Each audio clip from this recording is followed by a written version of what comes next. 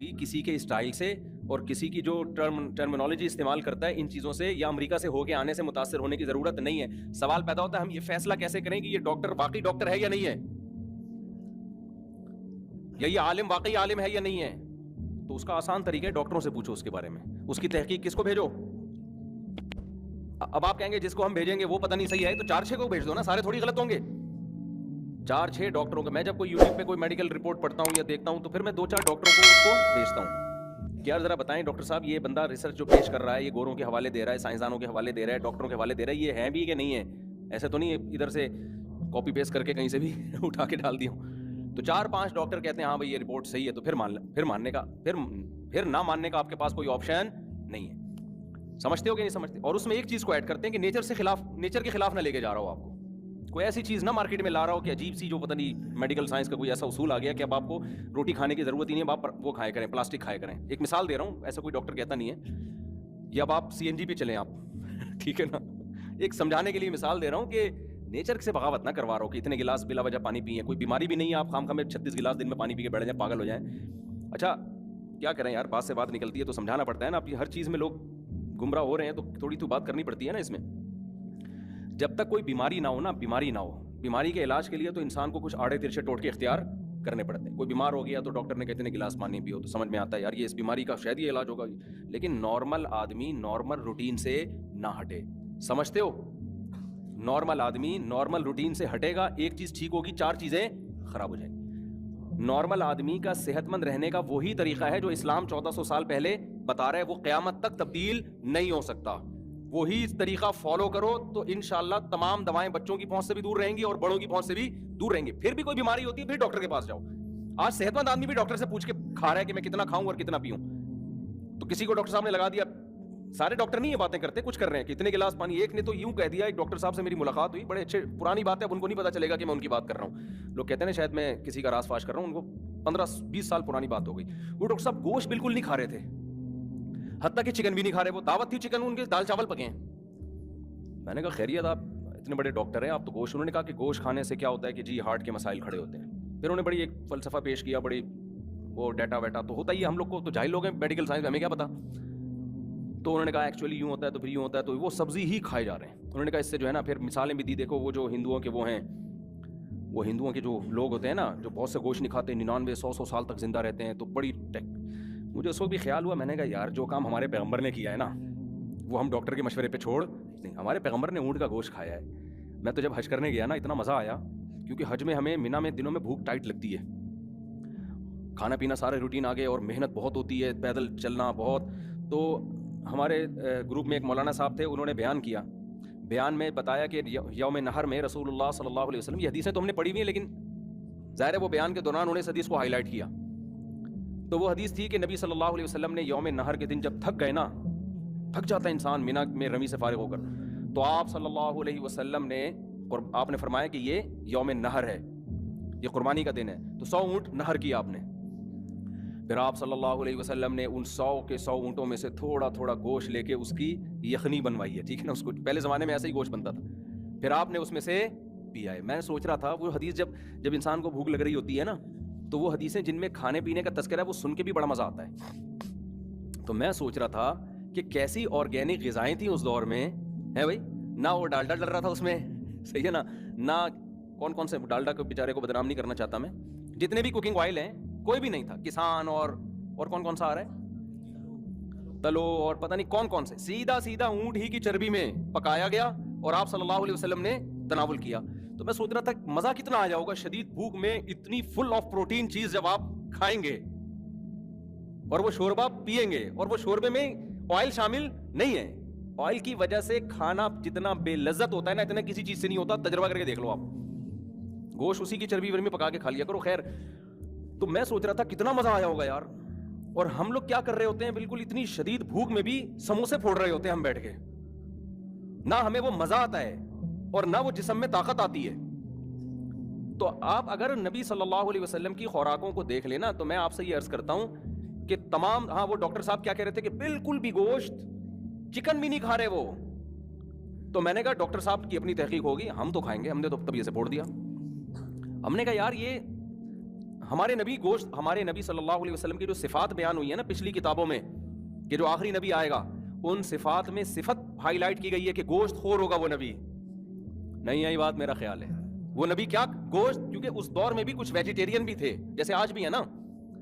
ارے جب انسان اپنی عقل سے خود سے اپنا لائف سٹائل متعین کرتا ہے تو ٹھوکرے کھاتا ہے نا. عقل استعمال کی بعض لوگوں نے، انہوں نے کہا ہم انسان ہیں، ہم جانور کا گوشت کیوں کھائیں، ہم جانور کو کاٹیں گے، وہ چیخے گا، اس کا خون نکلے گا، تڑپے گا، یہ ظلم ہے. تو ظلم کے خلاف آواز اٹھائی، اتنی آواز اٹھائی کہ جانور کاٹنے کے اوپر بھی پابندی لگا دی. بہت سے لوگوں کا یہ نظریہ ہے کہ ہم گوشت نہیں کھا سکتے. وجہ اس کی ہے کہ آپ جانور پہ ظلم کیوں کر رہے ہو.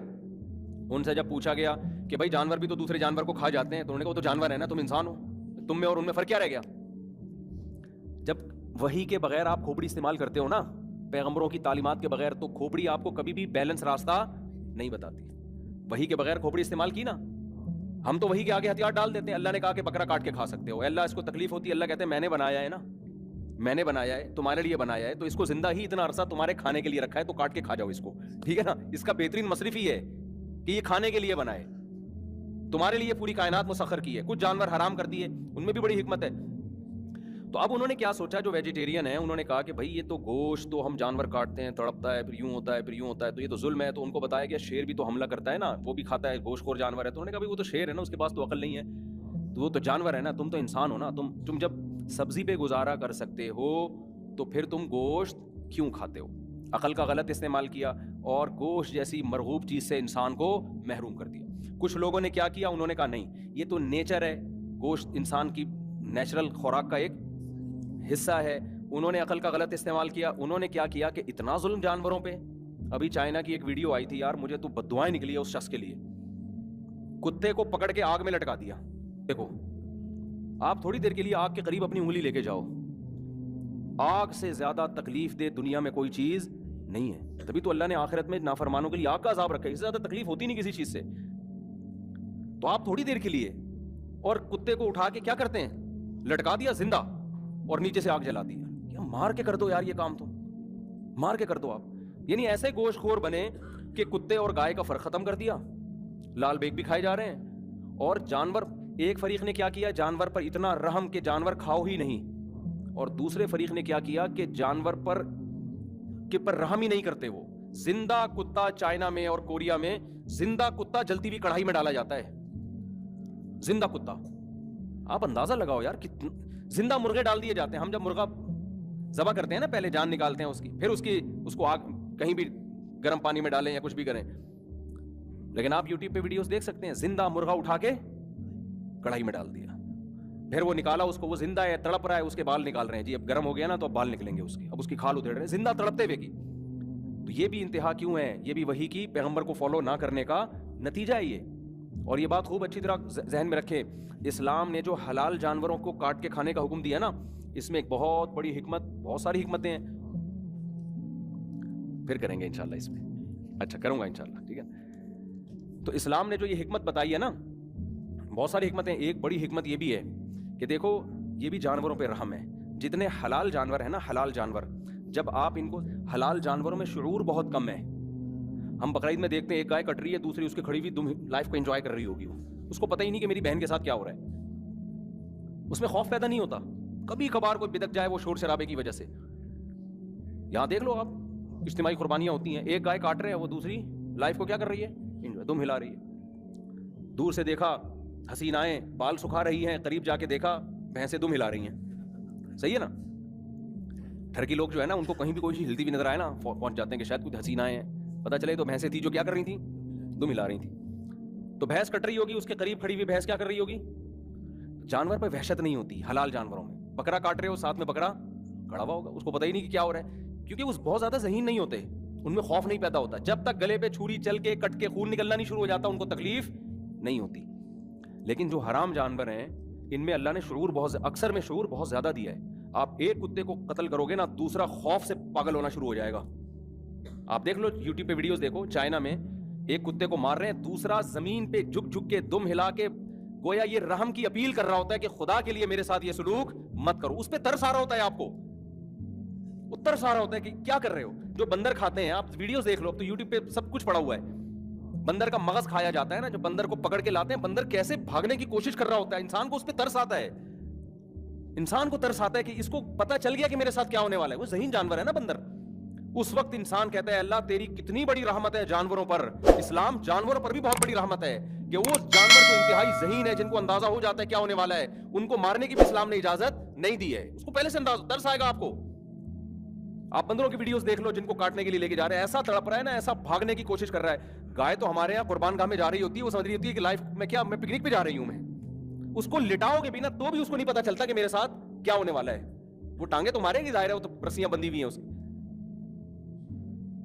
مرغے کو آپ کاٹو, ہم تو کاٹتے ہیں نا کبھی ذبح کر کے کھاتے ہیں, تو دوسرا مرغا کھڑا ہوا ہوگا, وہ مرغیوں کے چکر میں لگا ہوا ہوگا. اس کو پتا نہیں ابے بھائی تو بھی ابھی آنے والا ہے. آپ کو اگر کوئی کہہ دے کہ پھانسی کے پھندے پہ لٹکنا ہے, آپ شادیوں کے چکر میں پڑو گے؟ ہے بھائی, ابھی آپ نے چوری کے نیچے آنا ہے, کتنی حسین لیلائیں گزر رہی ہوں, آپ بولو گے بھائی میری جان بچاؤ, میرے بھائی لیٹا ہوا ہے. مرغے کو آپ کاٹ رہے ہو, ایک کاٹا, دوسرا کاٹا, تیسرا کاٹا, چوتھے مرغے کو سمجھ جانا چاہیے نا کس کا نمبر آئے گا, میرا. بالکل لفٹ نہیں کرائے گا آپ. حتیٰ کہ آپ چھری گلے پہ رکھ کے تھوڑی سی چلا کے چھوڑو گے, فوراً مرغیوں کے پیچھے بھاگے گا وہ. اس میں خوف پیدا نہیں ہوتا. ہاں ایک چیز ہوتی ہے کہ مرغی کو آپ لٹا کے نا اس کے اوپر تنکا رکھ دو, وہ آرام سے پڑی رہے گی, لیکن وہ نفسیاتی اس پہ ایک وہ ہوتا ہے کہ پتہ نہیں کیا ہو رہا ہے, لیکن اس کو وہ موت کا خوف نہیں ہوتا. لیکن آپ کتوں میں اگر ایک کو مارو گے نا, دوسرے کو اندازہ ہو جائے گا میرے ساتھ غلط ہونے والا ہے. ایک کو آپ کڑھائی میں پھینکو گے, دوسرے کو اندازہ, وہ رحم کی اپیل کر رہا ہوتا ہے, رحم کی اپیل کر رہا ہوتا ہے کہ خدا کے لیے میرے ساتھ یہ ظلم مت کرو. یہ بھی اسلام کی ایک رحمت ہے. تو دیکھو بیلنس ہے نا اسلام میں. بعض ہندوؤں نے کیا کیا کہ گوشت سے ہی انسان کو محروم کر دیا. بعض نے کیا کیا, جو گوشت خور ہیں انہوں نے انسان پر, جانوروں پر ایسا ظلم کرنا شروع کر دیا کہ ذبح کیے بغیر ہی بس کڑھائی میں زندہ ڈال دو. ہمارے ایک دوست چائنا گئے, تبلیغی جماعت میں تھے, کہہ رہے وہ میری دعوت ہوئی ہے, تو ہمیں نہیں پتا چلا کہ وہ دعوت میں نا اتنا بڑا بکرا لا کے رکھ دیا. اب وہ چائنیز نے دعوت کی تھی, ان کو پتا نہیں تھا. کہہ رہے اتنا بڑا بکرا پورا صحیح سالم, اور وہ زندہ بھی تھا, نہیں اس کی ہل رہا تھا وہ. کہہ رہے میں نے کہا یہ کس ٹائپ کا کھال سمیت بکرا ہے بھائی. جب دم پہ میں نے کہہ رہے اسٹڈی کرنا شروع کی اس کے سر سے لے کے, جب دم پہ گیا نا تو دم پتلی سی گول. کہہ رہے پتا چلا یہ بکرا نہیں ہے, کیا یہ کتا ہے. کہہ رہے ہیں پورا کتا, پھر تفتیش کی پتا چلا جی پورا کتا زندہ اٹھا کے پانی میں ڈال دیتے ہیں یا کڑھائی میں ڈال دیتے ہیں, اور اس کے اوپر ڈھکن ڈھک دیا, وہ چیخ رہا ہے, چلا رہا ہے, اور پھر جب اس کو نکالتے ہیں سانس اس میں ہوتا ہے بعض دفعہ, کیونکہ اسکن کے ذریعے ہلاکت, بہت اسکن جلتی ہے نا انسان کی, کھال کے ذریعے مرنا بہت مشکل کام ہوتا ہے. اسلام نے تو حکم دیا رگیں کاٹ دو, فوراً بلیڈنگ, جتنی زیادہ ٹانگیں چلائے گا اتنی زیادہ بلیڈنگ ہوگی, اتنی زیادہ جان جلدی نکلے گی اس کی. جانور پہ بھی رحم کیا, انسانوں پہ بھی رحم کیا. ذبح کرنے کا فائدہ یہ ہوتا ہے کہ سارا بلڈ اس کے جسم سے نکلتا ہے. ساری بیماریاں کس میں ہوتی ہیں؟ بلڈ میں ہوتی ہیں. ہے بھی ناپاک اور گندی چیز بلڈ, کپڑوں پہ لگ جائے تو نماز نہیں ہوتی. تو انسان کا بھی فائدہ ہے, اسے بلڈ سے پاک گوشت مل گیا, اور جانور پر بھی یہ رحم ہے. سمجھتے ہو کہ نہیں سمجھتے ہو؟ تو خیر میں اپنی بات کی طرف آتا ہوں. تو میں بتا رہا تھا کہ وہ ڈاکٹر صاحب کہہ رہے تھے گوشت بالکل بھی نہیں کھانا چاہیے. تو میں ڈاکٹر سے بدگمان نہیں ہوا, میں نے کہا ہوگی ان کی تحقیق, ہم تو بھائی وہی کام کریں گے جو 1400 سال سے چلتا ہوا ہے. اور اسلام میں تو گوشت کی اتنی اہمیت ہے, اگر ہم گوشت چھوڑ دیں ہماری تو مذہبی تہوار ہی ختم ہو جائیں گے. ہر تقریب میں تو گوشت ہے اسلام میں. اسلام میں کھانا زیادہ کھانا پسندیدہ کام نہیں ہے, لیکن جتنا کھانے کا تذکرہ ملتا ہے گوشت کا ملتا ہے ہمیں. یعنی جو تقریبات میں, مثال کے طور پر بقرعید تہوار ہے یا نہیں ہے, اس میں کیا کھلا رہا ہے اسلام؟ دال چاول کھلا رہا ہے. ابے کرسمس میں عیسائی لوگ کیا کھاتے ہیں؟ جو بھی ان کی کھیر کیک ویک یہی کھائیں گے نا. ان کی ہندو لوگ کیا کھاتے ہیں؟ سب جو ان کا تہوار ہوتا ہے مٹھائی کھا لیں گے نا اس میں. اسلام میں کسی تہوار میں مٹھائی, یار ایک تو آپ پہ بولنے پر گوشت نہیں کھاؤ گے تو پھر یہ حال ہوگا. یہ لڈو کھا کے جو بیٹھے ہوتے ہیں نا وہ سست ہوتے ہیں, گوشت کھاؤ گے تو پھر دیکھو آپ کا اسٹائل کیسا ہوگا. تو اسلام میں بقرعید کے بیان کا رخ چینج ہو گیا, لیکن بھائی مفید بات نہیں ہو رہی ہے, میرے خیال غلط بات نہیں ہو رہی. اسلام میں بقرعید والے دن تہوار ہے نا بہت بڑا, تو کیا سوئیاں کھانے کا حکم ہے, مٹھائی کھانے کا حکم ہے, لڈو کھانے کا حکم ہے؟ گوشت. اور ہمارے نبی صلی اللہ علیہ وسلم بہت تھوڑا کھایا کرتے تھے, خوراک سے آپ کو رغبت ہی نہیں تھی. لیکن بقرعید والے دن امی عائشہ کیا فرماتی ہیں, پہلا نوالا ہمارے نبی کے حلق مبارک میں جانور کے, قربانی کے جانور کے گوشت کا جاتا تھا. اس وقت تک کچھ کھاتے نہیں تھے کہ اللہ نے آج ضیافت کی ہے, آپ کی کسی نے ضیافت کی اور آپ پہلے سے پیٹ بھر کے آ جاؤ, میزبان کو غصہ آئے گا کہ نہیں آئے گا؟ تو اللہ نے آج ضیافت کی ہے تو ہم ابتدا کس سے کریں گے؟ گوشت سے. تو کتنی ترغیب ہو گئی نا گوشت کھانے کی. اس دن 4 دن روزہ رکھنا حرام کر دیا اللہ نے, بقرعید کے 4 دنوں میں, 10 تاریخ کو, 11 تاریخ کو, 12 تاریخ کو, 13 تاریخ کو روزہ حرام ہے. کیوں حرام ہے؟ آپ گوشت نہیں کھا سکتے اگر آپ روزہ رکھ لو گے. یہ جو 4 دنوں میں روزہ حرام ہے اس لیے تھوڑی کہ دال چاول سے اوائڈ کروانا ہے آپ کو. آپ دال چاول نہیں کھا سکیں گے, آپ کھچڑی نہیں کھا سکیں گے, آپ ایکچولی سیلڈ خوراک میں یہ جو آج کل چل رہا ہے نا, چل رہا ہے, میں ڈاکٹروں کا مذاق نہیں اڑا رہا بھائی, وہ ان کی اپنی فیلڈ ہے, ان کو کرنے دو, کھائیں آپ سیلڈ ویلڈ بھی کھائیں. تو ایکچولی وہ یوں, ابے بھائی اللہ کہہ رہا ہے کہ 4 دن تمہیں روزہ اس لیے حرام ہے کہ میں تمہیں بکرے کاٹ کاٹ کے کھلا رہا ہوں اور تم کمبختو روزہ رکھ کے بیٹھ جاؤ گے. یہ گویا اللہ کی میزبانی کی توہین ہے. گوشت کھاؤ تم ان 4 دنوں میں, 3 دن قربانی کی اور چوتھا دن بھی تکبیرات تشریق کا, ایام تشریق, اس میں بھی روزہ حرام کے, چوتھے دن تک بھی گوشت چل رہا ہوتا ہے. تو میں وہ ڈاکٹر صاحب کی بات کر رہا تھا, میں نے کہا یار یہ کہہ رہے ہیں گوشت نہیں کھاؤ, اور کہ جناب اللہ میاں تو ہمیں کیا کھلا رہے ہیں, بقرعید کا مطلب ہم کیا کھائیں پھر؟ اللہ میاں ہماری بقرعید تو ختم, ہمارے نبی تو بقرعید والے دن کھجور بھی نہیں کھا رہے, صحیح نا, جو آپ کی عام خوراک تھی. اور دوسرا اسلام میں تہوار کیا ہوتے ہیں, وہ جو ہے عقیقہ ہے, خوشی ہے نا. عید کے دن تو سب اجازت ہے کہ آپ کچھ بھی کھا لیں, کھجور کھا لیں, گوشت کھا لیں. دوسرا ہے عقیقہ. عقیقے میں بھی کیا حکم ہے میرے بھائی؟ کبھی حدیث میں دیکھا آپ نے, حدیث میں آتا ہے اولم ولو بشاتن, سوری عقیقے میں آتا ہے کہ 2 بکرے یا 2 دمبے یا گائے کے 2 حصے, گائے کے بھی 2 حصے بھی ہو سکتے ہیں, یہ لڑکے کی طرف سے, اور لڑکی کی طرف سے 1 بکرا یا گائے کا 1 حصہ. وہاں بھی نہیں ہے کبھی آپ نے سنا ہو کہ بھئی کسی مفتی صاحب نے عقیقہ کا بتایا ہو کہ بھئی آپ کے ہاں بچہ پیدا ہوا ہے, لڑکا ہے تو مٹھائی کے 2 ڈبے, لڑکی ہے تو مٹھائی کا 1 ڈبہ. وہ ہمارے کلچر کا حصہ ضرور ہے, لیکن اسلام میں اس کی کوئی ترغیب بولو نہیں ہے. اسلام اگر عقیقے کے موقع پر پلانے دی بات کرتا ہے تو اولم ولو بشاتن, اگرچہ 1 بکرا ہی کیوں نہ ہو. ابھی میں ولیمے کی حدیث کو یہاں لگا دیتا ہوں عقیقے پہ, ابھی ولیمے کی طرف آ رہا ہوں. تو اس میں بھی جانور, خوشی میں کیا گوشت کھاؤ اور گوشت کھلاؤ. ہم کیا کر رہے ہوتے ہیں خوشی میں, مٹھائیاں بانٹ کے لوگوں کو گیس کا مریض بنا رہے ہوتے ہیں. ہمارے حضرت مٹھائی بالکل نہیں کھاتے تھے, حضرت تو ایک ٹرم استعمال کرتے تھے, وہ ممبر پہ نہیں استعمال کرتا. مٹھائی کا حضرت نے بڑا ریکارڈ لگایا ہوا تھا, ایسا ریکارڈ تھا اگر آپ وہ حضرت کا وہ ملفوظ سن لیں تو آپ مٹھائی کھانا چھوڑ دیں. آپ وہ اتنے خلاف تھے نا مٹھائی کے, صحیح. تو اس میں بھی ہم کیا حکم دیا گیا ہے. اور پھر اسلام میں کھلانے کی ترغیب وہ ولیمے میں بھی ہے. اسلام میں ولیمے کے علاوہ کوئی اور دعوت کا کانسیپٹ نہیں, یعنی ترغیب ہی نہیں ہے. وہ آپ کریں دعوت, پابندی نہیں ہے, لیکن جو ترغیب ہے کس کی ہے, ولیمے کی. تو حدیث میں آتا ہے اولم ولو بشاتن, ولیمہ کرو اگرچہ 1 بکرا ہی کیوں نہ ہو, بکری یا بکرا کچھ بھی, یا دمبا. تو جو شادی آپ بیڑا ہی غرق کر دیا کہ نہیں کر دیا, جو خوراکیں ہمیں پیغمبر دے کر گئے تھے ان تمام خوراکوں کی ایسی کی تیسی کر دی ہم نے. ہمارے نبی کیا کہہ رہے ہیں, ولیمہ کرو اگرچہ, یعنی تم نے شادی کی ہے نا تو مٹھائی نہیں ہے, شادی کی ہے تو کیا کرو تم, ایک ہی دعوت ہے اسلام میں. بارات کو تو اسلام مانتا ہی نہیں ہے نا, یہ تو ہندوؤں میں رہنے کے بعد آئی ہے نا, لڑکی رخصت ہو رہی ہے تو لڑکی کے ابا بارات کر رہے ہیں, یہ تو اسلام میں ہے ہی نہیں. لڑکی والے کھانا کھلا رہے ہیں, وہ ہے ہی نہیں. اس وقت تو ایسا ہوتا تھا مسجد میں یا کہیں بھی مجمع میں نکاح ہوا, بس ہو گیا نکاح, جب رخصتی ہوگی تو آپ دلہن کو لے کے گھر چلے جانا, پورا مجمع آپ کے یہاں پہنچے گا, کل لڑکا کھانا کھلائے گا رخصتی کے, جیسے بھی قبائلی علاقوں میں ہوتا ہے. تو وہاں بھی کیا حکم دیا جا رہا ہے, ترغیب جو دی جا رہی ہے کس کی دی جا رہی ہے, گوشت کی. اس کے ابھی آلٹرنیٹ ہم نے کیا نکال لیا, مٹھائی. تو مجھے بتاؤ جس مولوی کو یہ حدیثیں معلوم ہو وہ ڈاکٹر کے مشورے پہ گوشت چھوڑے گا؟ وہ دنیا چھوڑ دے گا, وہ گوشت نہیں چھوڑے گا. بولے گا بھائی ہمارا تو بس ابھی بات پہ گوشت کھا بھی رہا ہے, گوشت یعنی ہمیں کھلا بھی رہا ہے اور کھلانے کی ترغیب بھی دے رہا ہے, تو ہم کیسے آپ کی بات مان لیں ڈاکٹر صاحب کائنڈلی. تو مجھے بچپن سے ہی نا ڈاکٹروں کی وہ باتیں جو نیچر کو اپیل ہی نہیں کرتی, میں کبھی بھی ان سے متاثر نہیں ہوا. میرا مطلب ہرگز ڈاکٹروں کی توہین نہیں ہے بھائی, نہ یہ کہ ہم ڈاکٹر میں میڈیکل سائنس میں ہم آگے ہیں. ہم کہتے ہیں یار جو کامن سینس کی بات ہوتی ہے نا اس میں کسی سے مشورہ لینے کی ضرورت نہیں ہے. تو ڈاکٹر کی فیلڈ شروع ہوتی ہے, اچھا 3 کام جو مذہب نے بتائے ہیں وہ کر لو, سمجھدار ڈاکٹر بھی اسی کا مشورہ دیں گے انشاءاللہ. جو مذہب نے 3 کام بتائے ہیں نا صحت کے حوالے سے وہ کر لو. نمبر 1, مذہب گوشت کھانے کی آپ کو ترغیب دیتا ہے تو کھا لیا کرو. ایسا نہ ہو کوئی تحقیق بدل جائے اور بعد میں کہیں کہ جی وہ جو گوشت نہیں کھاتے ان کو ہارٹ اٹیک کا خطرہ زیادہ ہوتا ہے, ٹھیک ہے نا, ایسا نہ ہو کہ الٹا ہو جائے معاملہ. تو جو کھا رہے ہو تو اپنی ذمہ داری پہ مر جاؤ, کوئی مسئلہ نہیں ہے. تو پہلی بات گوشت نہ چھوڑو.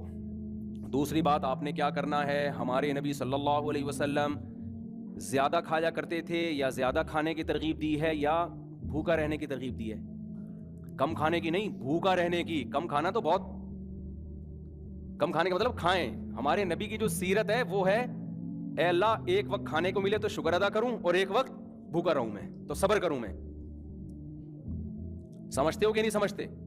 اور آپ صلی اللہ علیہ وسلم نے فرمایا, میری امت میں, جو حدیث کا مفہوم میں اپنے الفاظ میں بیان کر رہا ہوں, آپ نے فرمایا خیر القرون قرنی ثم الذین یلونہم ثم الذین یلونہم, سب سے بہتر میرا زمانہ ہے, پھر اس کے بعد والا, پھر اس کے بعد والا. پھر آپ نے فرمایا یفش الکذب, جھوٹ پھیل جائے گا, یعنی برائی آنا شروع. اور انہی برائیوں میں آپ نے بتایا کہ جھوٹی گواہیاں, اور انہی میں آپ نے بتایا کہ لوگ زیادہ کھانا شروع کر دیں گے. یہ نہیں فرمایا کہ حرام کھانا شروع کر دیں گے, نا نا نا نا, حلال کھائیں گے مگر زیادہ. تو اس زیادہ کھانے کو بھی کس میں شامل کیا جا رہا ہے؟ برائی میں شامل کیا جا رہا ہے. یعنی امت اتنی بری ہو جائے گی, خوب کھانا شروع کر دے گی, کھانا بہت کھائے گی.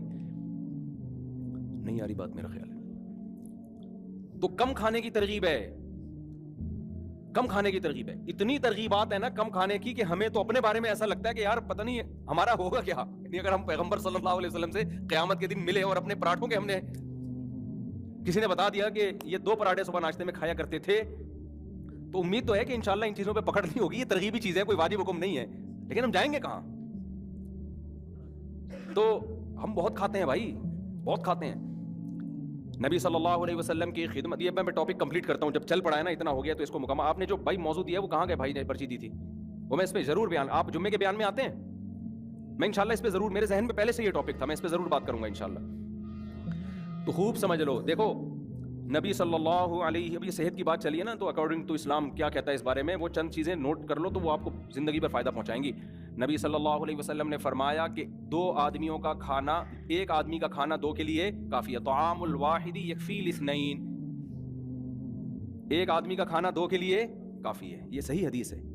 جتنے میں 2 آدمی, ایک آدمی سحر ہوتا ہے نا, اس میں اصل میں 2 کے لیے کافی کا کیا مطلب, سحر تو نہیں ہوتے, لیکن جتنی آپ کو انرجی چاہیے, جتنا آپ کو زندہ رہنے کے لیے, ایک مناسب لائف گزارنے کے لیے جتنی خوراک چاہیے, تو جتنا ایک آدمی کھا رہا ہے وہ کتنے کھانا شروع کر دیں, 2 کھانا شروع کر دیں, تو کافی ہو جائیں گے آپ. اور ہمارے ہاں جتنا ایک کھاتا ہے, جتنا ایک کو کی خوراک ہے, تو وہ 2 کی کھاتا ہے.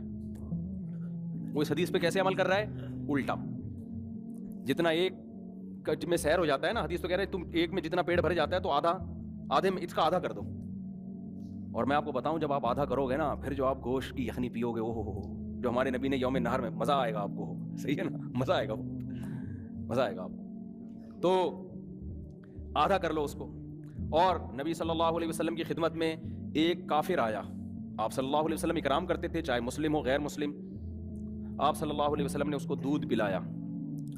ہمارے یہاں دودھ پیا جاتا ہے ناشتہ کرنے کے بعد, 2 پراٹھے کھانے کے بعد, پھر آپ 1 گلاس دودھ پیتے ہیں اور کہتے ہیں کہ کیلشیم ملے گا, فیٹ ملے گا. کچھ بھی نہیں ملے گا اس سے, ٹھیک ہے, کہ اس کی کھانچے کہیں ہیں ہی نہیں جہاں جا کے یہ فٹ ہو. ہم جو نبی کی سیرت میں دودھ دیکھتے ہیں نا, اس میں 2 چیزیں نظر آتی ہیں ہمیں. ایک تو شدید بھوک میں بھوک مٹانے کے لیے دودھ پیا گیا ہے, یعنی دودھ ایز اے کھانا استعمال کیا گیا ہے. ہمارے ہاں دودھ کو کھانا بولتے ہی نہیں ہے. دودھ جب شدید بھوک لگ رہی ہوگی نا, تو پہلے خوب بریانی اور نہاری طبیعت سے پھوڑنے پھاڑنے کے بعد پھر کہیں گے, کیونکہ حکیم صاحب نے کہا ہے کہ رات کو دودھ پی کے سونا چاہیے, لہذا پھر دودھ پی کے سو کے ایک دن دھماکے کے ساتھ پھٹ پھٹا کے ہلاک ہو جائے گا.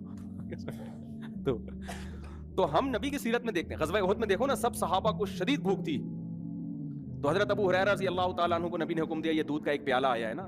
تو شدید بھوک تھی صحابہ کو, 2 3 دن کے سے بھوک لگ رہی تھی, پیٹ پہ پتھر باندھے ہوئے تھے. تو آپ نے کیا فرمایا؟ حضرت ابو ہریرہ کہتے ہیں کہ ایک ہی پیالہ تھا, تو نبی صلی اللہ علیہ وسلم نے حکم دیا کہ دائیں طرف سے پلانا شروع کرو. تو کہتے ہیں میں نے سوچا کہ میں اتنا, مجھے بھوک لگ رہی, میرے سے میں تو کچھ بھی نہیں آئے گا, اللہ نے برکت اتنی رکھی, تو سب نے سیر ہو کے پیا اس کو. حضرت ابو ہریرہ کے برکت دے دی اللہ نے, ایک معجزہ نبی کا ظاہر ہوا. حضرت ابو ہریرہ نے پیا, کہتے ہیں اور پیو, سیر ہو گئے حضرت ابو ہریرہ رضی اللہ تعالیٰ عنہ. اس طرح کی اور بہت ساری ہمیں مثالیں ملتی ہیں کہ شدید بھوک میں, بھوک کس سے مٹائی ہے؟ دودھ سے. پھر دودھ جزو بدن بنتا ہے اور ایسا ٹھا کر کے جا کے باڈی کو لگتا ہے نا. تو 2 چیزیں نبی نے بھوک میں استعمال کیا. دوسری چیز تازہ دودھ استعمال کیا آپ صلی اللہ علیہ وسلم نے, بوائل دودھ نہیں استعمال کیا, یعنی جہاں تک ہماری معلومات ہے تازہ دودھ. اب میرے یہ کلپ چلایا گیا, کسی نے کہا دیکھو لوگوں کو کچا دودھ پینے کا مشورہ دے رہا ہے جراثیم والا, تو دودھ کچا جب پیو, جو فوراً نکالو اور فوراً پی جاؤ. اگر رکھ لیا تو پھر کچے کا نہیں, ہم بھی کہتے ہیں بھائی وہ تو ڈاکٹر لوگ بولتے ہیں اس میں. اور پھر خاص طور پہ جو گوالا تو کچا بھی پلا رہا ہے نا, تو اس میں گوالا بھی تو دے رہے ہیں نا دودھ. تو بھینس جتنا دے رہی ہے اس میں گوالا کا بھی اتنا اپنا خون پسینہ شامل ہے, گوبر کی چھینٹیں اور پتہ نہیں کیا کہ اس کو تو لازمی اپنی گائے ہو, اپنی بکری ہو, اور تمیز سے تھن دھو کے تمیز سے نکالا ہو, تو وہ کچا ہی بہترین ہے. وہ آپ میرے مشورے پہ پی کے دیکھیں, آپ کو بوائل میں اور کچے میں زمین آسمان کا فرق لگے گا. آپ ایسے ٹماٹر ہونا شروع ہو جاؤ گے, پیٹ بہت اچھا ہو جاتا ہے, بہت سارے فائدے ہوتے ہیں. تو ہمارے نبی نے ہمیشہ دودھ حلب الشاۃ, دودھ نکالا اور دودھ پیا کچا پیا ہے. تو یہ دو چیزیں. خیر, تو میں عرض کر رہا تھا کہ کچھ لوگ آئے آپ صلی اللہ علیہ وسلم کی خدمت میں, تو ان میں غیر مسلم بھی تھا, تو آپ نے اس کا اکرام کس سے کیا؟ بھوک لگ رہی تھی سب کو تو آپ نے دودھ پلایا. انہوں نے 7 پیالے دودھ پیے ہیں اس غیر مسلم نے. پہلے کے پیالے بھی بڑے بڑے ہوتے تھے, ایک پیالہ آپ نے فرمایا اور اس نے کہا اور, دوسرا آپ نے فرمایا اور اس نے کہا اور, 7 پیالے پی گیا. 8ویں پہ اس نے کہا بس میرا پیٹ بھر گیا, سیر ہو گیا, چلا گیا, مسلمان ہو گیا. وہ نبی کے اخلاق اور آپ کی سیرت کو دیکھ کر اگلے دن دوبارہ آیا, پھر آپ نے دودھ پیش کیا, اس نے 1 پیالہ پیا, آپ نے دوبارہ پیش کیا, اس نے کہا شبعت, میں سیر ہو گیا ہوں. نہیں, یہ بات سمجھ, حالانکہ اس کو نبی نے کم کھانے کی ترغیب, اس کو تو اسلام ابھی سیکھنے کا موقع ہی نہیں ملا نا. تو ایسے موقع پہ آپ نے فرمایا الکافر یأکل فی 7 امعاء, کافر 7 آنتیں بھرتا ہے, والمؤمن یأکل فی معن واحد, مومن 1 آنت بھرتا ہے. کیا مطلب؟ مومن کی خوراک کافر سے 7 گنا کم ہوتی ہے. ان صحابی کو نہ یہ پتا تھا کہ اس کو میڈیکلی مجھے کوئی فائدہ ہوگا اس کا, یہ بھی نہیں معلوم تھا. کچھ ڈاکٹر تھے اس زمانے میں سمجھانے والے, نہ انہوں نے نبی سے کم کھانے کی ترغیبیں سنی تھیں. کیا مطلب؟ اب حدیث کا آج لوگ کہتے ہیں کہ آج تو کافر کم کھا رہا ہے, مسلمان طبیعت سے بھوڑ رہے ہیں, تو یہ تو معاذ اللہ حدیث غلط ہو گئی. پھر تو خوب سمجھو حدیث کا منشا کیا ہے, کہ مسلمان شہوت پرست نہیں ہوتا, کافر شہوت پرست ہوتا ہے. اس کی خواہشات رکتی نہیں ہے, کبھی کھایا جائے گا کھایا جائے گا. آج جو کافر کم کھا رہے ہیں نا, ان کو ڈاکٹر لے کر آئے ہیں اس پر, جبکہ مسلمان اگر کم کھاتا ہے ڈاکٹروں کے مشورے کی ضرورت نہیں ہے. اس کی ویسے ہی اللہ نے دنیا سے بے رغبتی رکھی ہے کہ بھائی کیا ہے سارا دن جگالی کرتے رہو, بس ٹھیک ہے نا, چند دیوالے ہو گئے, نیند بھی کم آتی ہے اس سے, انسان کم کھاتا ہے تو چاقو چوبند رہتا ہے. تو جتنے بھی ہمارے اکابر بزرگ گزرے ہیں ہندوستان میں, آپ دیکھ لیں ان کی خوراکیں بہت تھوڑی تھیں. کیوں تھوڑی تھیں بھائی؟ وہ ان کو دین کے کام کرنے ہیں, وہ کہتے ہیں زیادہ کھاؤ تو نیند آتی ہے, تو کھاؤ اتنا نا جتنا افورڈ کر سکو. تو خواہشات سے انسان نکل جاتا ہے. تو آج جو کافر تھوڑا کھا رہے ہیں نا, وہ ڈاکٹروں کی رپورٹیں ہیں, ڈاکٹروں کے مشورے ہیں. ورنہ اگر صحت کا معاملہ نہ ہو تو پھر کافر خواہشات نفسانیہ میں زیادہ ہوتا ہے, مسلمان کم ہوتا ہے. تبھی تو دیکھ لو نا زنا کتنا زیادہ ہے وہاں پہ, وہ تھوڑی عورت کے بغیر گزارا کر سکتے ہیں. یہاں 30-35 سال عمر ہو جاتی ہے, شادی نہیں ہوتی, اور گزارا بہت سے لوگ چلا رہے ہوتے ہیں. تو مسلمان میں آج بھی خواہشات نفسانیہ پہ کنٹرول دوسروں کی نسبت زیادہ ہے. بات یہ ہے کہ ان کو موٹیویشن مل رہی ہے ڈاکٹروں سے, ہمیں نہ مذہب سے مل رہی ہے اور نہ ڈاکٹروں سے مل رہی ہے. ڈاکٹر صاحب کو آپ کسی دعوت میں لے جائیں, آپ سے زیادہ ڈبل, وہ ڈاکٹر جو میرا بیان نہیں سن رہے ان کی بات کر رہا ہوں, وہ آپ سے زیادہ ڈبل, آپ جائیں وہ سگریٹ پی رہے ہوں گے, تو آدمی کہتا ہے یار جب اتنی نقصان دہ تو یہ کیوں پی رہا ہے بھائی ٹھیک ہے نا. تو آپ خوب سمجھو, نبی صلی اللہ علیہ وسلم نے کیا فرمایا, مسلمان 1 آنت بھرتا ہے اور کافر 7 آنتیں بھرتے ہیں, یعنی اس میں خواہشات نفسانیہ کم ہوتی ہیں. تو آپ نے ان صحابی کو اپریشیٹ کیا کہ نہیں کیا؟ اگر یہ عمل غلط ہوتا تو آپ ان سے کہتے کہ تم جب کافر تھے تو تم نے 7 پیالے پیے تھے, تم نے اسلام قبول کر کے صرف 1 پیالہ پیا, یہ بالکل ٹھیک نہیں ہے, اس سے تمہارے جسم میں کمزوری ہو جائے گی. نہ نہ نہ, حالانکہ نبی صلی اللہ علیہ وسلم امت مسلمہ کو کمزور دیکھنا نہیں چاہتے. اگر یہ چیز کمزوری کا سبب ہوتی تو ہمارے نبی کیا فرماتے کہ کمزور مومن اللہ کو طاقتور سے زیادہ محبوب ہے, لہذا کم کھاؤ تاکہ کمزور ہو جاؤ. ہم تو یہ دیکھتے ہیں پیغمبر کی سیرت میں کہ آپ نے فرمایا المؤمن القوی احب الی اللہ من المؤمن الضعیف, کمزور مومن, طاقتور مومن اللہ کو کمزور سے زیادہ محبوب ہے. اس کا مطلب ہمارے نبی ہمیں طاقتور دیکھنا چاہتے ہیں, کمزور نہیں دیکھنا چاہتے, پھر بھی کم کھانے کی ترغیب دے رہے ہیں. تو میڈیکلی اکارڈنگ ٹو اسلام یہ پروو ہو گیا کہ کم کھانے سے طاقت زیادہ آتی ہے. یہ ثابت ہو گیا کہ نہیں ہو گیا؟ دونوں چیزوں کو اگر آپ ملاؤ. پھر اگر کوئی ڈاکٹر کہتے ہیں کہ پھوڑتے جاؤ, کہتے نہیں ہے ڈاکٹر, میں ایک مثال دے رہا ہوں, اس کا مطلب بھائی تم ہمیں وہ بات بتا رہے ہو جو اسلام کی تعلیمات کے بالکل اگینسٹ ہے. تو آپ کی تحقیق کل بدل سکتی ہے. آپ کی تحقیق کیا ہو سکتی ہے کل؟ ہمارے نبی نے کم کھایا اور کتنی زوجہ کی آپ کی ایک وقت میں 9. صحابہ کم کھاتے تھے اور اتنی بھاری بھرکم تلواریں اٹھا کے میدان جنگ میں لڑتے تھے. تو میں 2-3 باتیں بتا رہا تھا کہ پہلی بات, گوشت کو خوراک کا حصہ بناؤ, یہ ہمارے مذہب کی ترغیب ہے. ڈاکٹر کہتے ہیں اگر کوئی نارمل ہے, اگر ہاں کوئی کسی کو ہارٹ پیشنٹ بن گیا ہے, اس کو ڈاکٹر منع کر رہے ہیں, تو پھر وہ جانے ڈاکٹر جانے. اسلام تو نارمل لوگوں کی بات کر رہا ہے نا. ابے کوئی شوگر پیشنٹ بن گیا, اس کو تو کھجور بھی نقصان دے گی نا. جو پیشنٹ نہیں ہے ان کی بات کر رہا ہوں میں. دوسرا کام, بلکہ اس کو تو شہد بھی نقصان دے گا. دوسرا کام, پہلا تو گوشت ہو گیا, میں آپ کو اسلام کی روشنی میں صحت کا نسخہ بتا رہا ہوں. دوسرا کام کیا ہے؟ کم کھاؤ, پھوڑو نہیں, یعنی بھوکے رہو, سمجھتے ہو. اور تیسرا کام حدیث میں آتا ہے اللہم انی اعوذ بک من الکسل, آپ صلی اللہ علیہ وسلم نے سستی سے پناہ مانگی ہے. صحابہ سارے چست تھے, گھوڑے سے تیز سلمہ ابن اکوع دوڑا کرتے تھے. آپ نے ان سے یہ نہیں فرمایا کہ تمہاری رفتار اتنی تیز کیوں ہے, اتنی تیز کیوں دوڑتے ہو بھائی, کہ گھوڑا پیچھے رہ جاتا ہے تم آگے نکل جاتے ہو, بلکہ اس کو اپریشیٹ کیا گیا. صحابہ تیر اندازی سیکھ رہے ہیں, گھڑ سواری سیکھ رہے ہیں, بھاگ رہے ہیں, دوڑ رہے ہیں, اور سستی سے پناہ مانگی گئی. تو تیسری چیز کیا ہے؟ فزیکل ایکٹیویٹی, جس کو ہم آج کی اصطلاح میں کیا کہیں گے؟ Physical activity. حدیث میں آتا ہے ایک دفعہ مدینہ میں خطرہ ہوا کہ کسی نے حملہ کیا ہے, خطرہ.